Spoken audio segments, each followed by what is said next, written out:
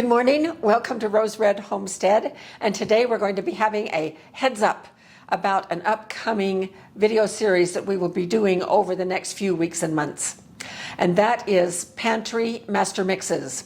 So what is a Pantry Master Mix?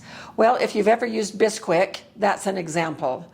I used to use Bisquick, but the thing that I didn't like about Bisquick was that everything I made tasted like, Bisquick. I do use this Krusteaz pancake mix, but I do want to read you the ingredients, just so that we know what we're dealing with here. Enriched bleach flour, wheat flour, malted barley flour, niacin, reduced iron, thiamine, mononitrate, riboflavin, folic acid, sugar, dextrose, leavening, baking soda, sodium aluminum phosphate, monocalcium phosphate, food starch modified, salt, soybean oil, egg whites, and buttermilk. But I quite like this. It is so convenient. I have used it and we like it a lot. So I have not given a lot of thought about getting big into Pantry Master Mixes. Until recently, I thought, well, I just might as well try it. If tough times are coming for all of us, it would be very, very convenient to have some pantry mixes pre-made and ready in our food storage that had a 6 months up to a year shelf life. And that would really help us in our level 1 food storage.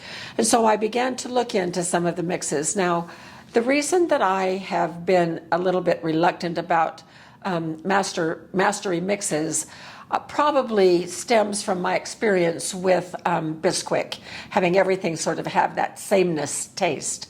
And I just have to admit, I'm a little prideful about how I do certain recipes. I have a particular way that has really worked for me for pie crust, for instance, and for biscuits, and for several other things. And it's not just baked goods that fits into this category of pantry mixes. We can do amazing things with it. And so I decided to give it a try. And so I asked Jim to help me do some research on some mixes. And we found a few people that do YouTube videos like us doing mastery mixes. And I watched some of their videos and they were fine. And there are some websites. And then Jim found the University of Alaska Extension Office list of making mixes. And I was very, very intrigued. And so I decided to just try one mix, which was one of their basic mix. It's called the Quick Master Mix. And this used to be all the way to the top. In the past couple of weeks, I have used it to make 3 things. Made waffles, and I really worried about that because I have a waffle recipe that I really do like. Jim liked this one better. I was absolutely astounded. And then I have made cookies twice, 2 different recipes of cookies. And in both cases, I modified the recipe. It is so easy to modify. And I have learned a few things about these mixes. You know, when I have a recipe of things, the ingredients are just almost always exact.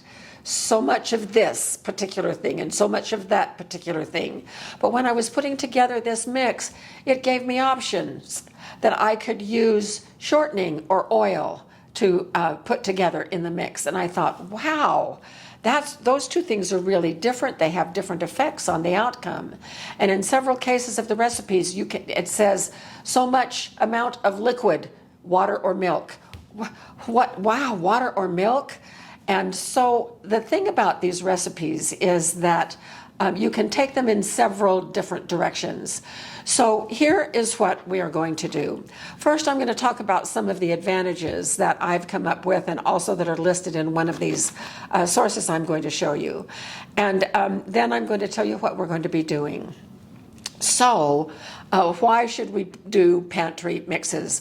Well, I'm becoming converted a little bit for several reasons, and they're mostly right here.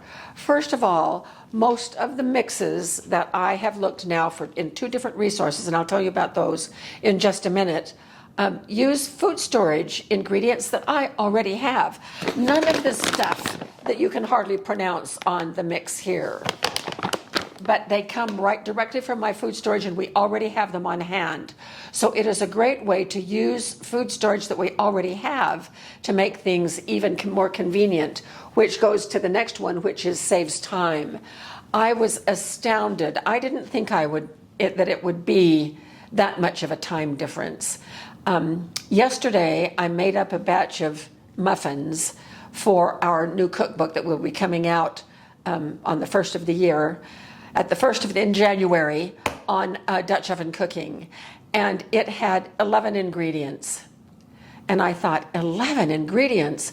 So I was taking things down and putting them, all of the spices and everything that I have to have, measuring them out, and then it produced one batch. And that's all fine and good, but if I could have had some kind of a master muffin mix, which there is in this material, then I wouldn't have had 11 ingredients. I might have had 3 or 4, but that's a far cry better than 11, and it is a big time saver. So convenience is a huge reason why, if we can find mixes that we like with the results that our family enjoys, and with this mix, you can also make pie crust with this mix. And I thought, no. So that's one I'm going to try. I'm going to try it and see. And there are times when I will want to make my own recipe of pie crust, but there may be times, if it's any good after I test it out, that if I'm in a big hurry, I can whip it up so fast with this. So it is a huge time saver. And then once we get into it and learn how we can vary things, then it is even better. It is very economical because you can buy things in bulk and then use them. This quick master mix makes pancakes. And putting the ingredients from my food storage in here is far, far less expensive than this. And think about all of the cake mixes, boxed cake mixes that line the shelves of our grocery stores.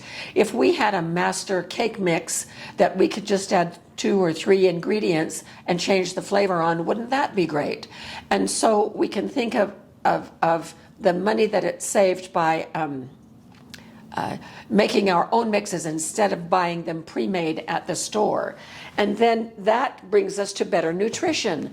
I read you the ingredients here, and really all of those things, there's just a couple that I found a little bit questionable, but we have control over what it is that we put into our mix, and everything is pronounceable, and it comes right from what we already have on hand most of the time.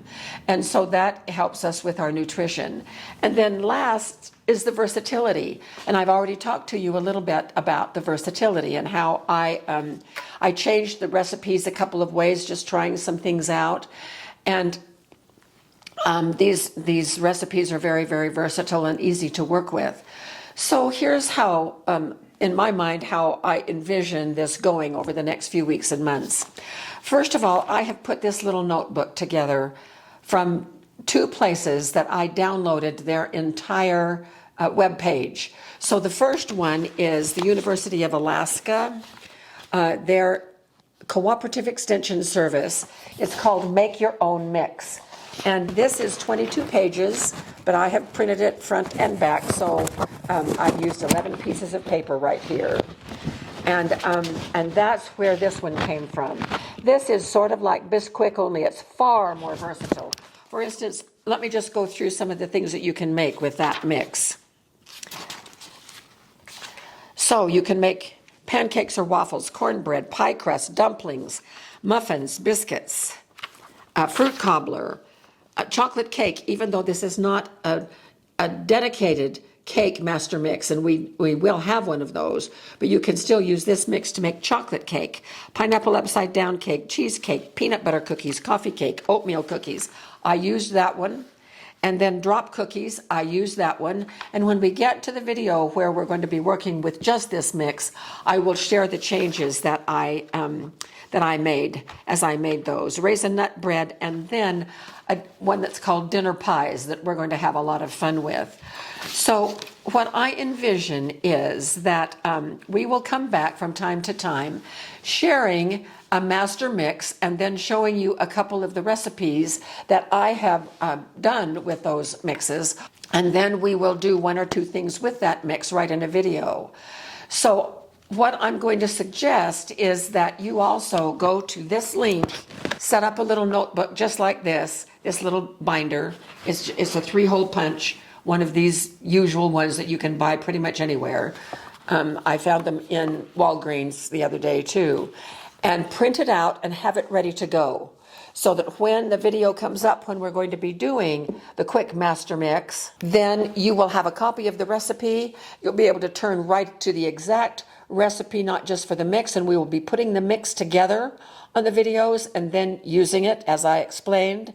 And then if I have any notes that I need to share with you about my experience, you can write them right next to the recipe here. Now, the other source was Utah State University, and I just found that one yesterday, and I was so pleased. They have a whole class on making mixes that if you're local, you can go attend the class. But they also have this little booklet, and you can print this booklet out. It does not work to 3-hole punch it and put it this way, because for instance, on this first page, on one side is the front cover and the back cover, and then on the inside is page 2 and page 23. If you're not familiar, as that was my case, with how to print out something like this, let me save you some paper wasting. So I tried this 3 times, and there were only 3 choices, so you know that I muffed it the first 2 times. So don't do what I did. I just hit print, and then it came out only on a single side, and it was so messed up. Now, I could have cut the whole thing in half and rearranged the pages, and then there would be a raw edge right here that I could have stapled. That will also work. So if this frustrates you too much, just do that. But I had to tell my printer, and I wrote it down so that I can share it with you, and I will also put these little instructions in the, I'm putting links to both of these booklets below this video, and I'll give you printing instructions for this. You set your printer to print on both sides, so double-sided printing, and then select flip on short edge. Well, I saw that, flip on short edge or flip on long edge. I didn't get what that meant. Well, I do now. It is when you flip, it's when you flip the page and go through the pages. Are you flipping the short side of a paper, or are you flipping a long side like these? So select flip on short side. Flip on short edge, it's called. Flip on short edge. That's my printer. Flip on short edge. So then, if you have both of these in your little booklet, as we go through the videos that we're going to be doing, and I have no idea how many videos this is going to be because I'm still exploring what information there is here. And we may even add some more information to our booklet as well as we go through. Many of you already use mixes, and I'm keenly aware that that's the case. And so you might have some really good advice for us and maybe some resources that you would like to put in the comments so that I can check those out as well. So later in the week, you notice I have one that is partially full and I have 3 empties. So think of these as the future mixes, and I haven't quite decided which ones we're going to fill. I'm only going to start with about 4. You know, this is new to me, and so I want to make sure that I'm rotating through them within the correct period of time so that it is not wasteful. But our next video later this week is going to be filling this bucket. And because it's holiday season when we are videoing this, we're going to do the gingerbread master mix later this week. So I'll show you how we're going to put that together. I'll do it right in front of the camera for the very first time, and then we will use their gingerbread recipe and bake up a little 8x8 pan of gingerbread.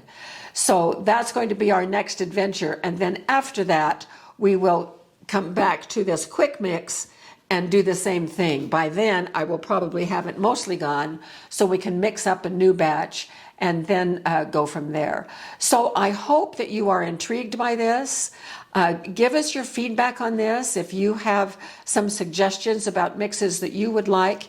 And when you think about mixes, I just want to let you know that we're not just going to stick with things that you can bake. There are going to be some seasoning mixes that we'll talk about, some seasoning packets that you can make up for rice or for special mixes, like there's a mixed bean soup that we can put together all the raw ingredients for, chili seasoning mix, basic meat sauce, brown gravy mix. Okay, so this one also has mixes like we've talked about, but also cold storage mixes that you store either in your refrigerator or your freezer. And then it has specialty mixes as well, like dressing and cocoa mix and that sort of thing. So I think we're going to be having a whole lot of fun doing this. I think it's going to be a great learning curve for me and probably for some of you as well.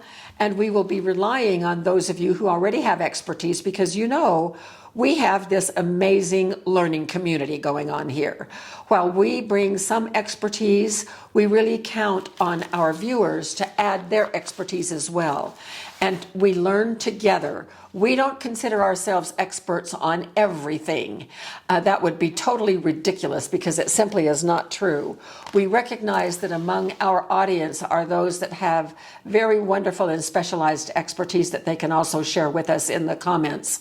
And so I think this is going to be very helpful for all of us, as a way that we can use some of the ingredients in our food storage to make things more convenient, more economical, more nutritious, that also has a great deal of versatility. So stay tuned.